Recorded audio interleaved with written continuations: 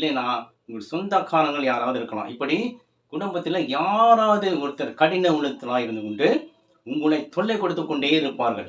எப்படி இந்த washing machine, டிவிலாம் அடிக்கடி ரிப்பேர் ஆகி நமக்கு தொல்லை கொடுக்குதோ, அதேபோல நம்முடைய சொந்தக்காரர்கள், உறவினர்கள், கூட பிறந்தவர்கள் யாராவது கடின உள்ளத்திலா இருந்து கொண்டு நமக்கு தொல்லை குடுப்பாங்க. இல்லையா? நெறைய பேர் இருக்கிறாங்க. தொல்லை குடுத்துக்கிட்டே இருப்பாங்க. ஏதாவது பிரச்சனை பண்ணிட்டே இருப்பாங்க. அவங்க கடின உள்ளத்தினர். அப்ப இவங்க மனம் மாறினால் என்ன ஆகும்?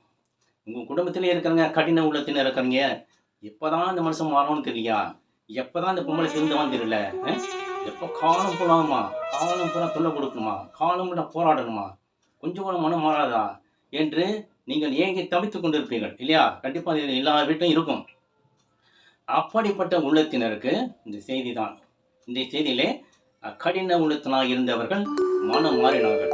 மனம் மாறிய பிறகு அவர் வாழ்க்கையிலே ஒரு மாற்றம் உண்டு.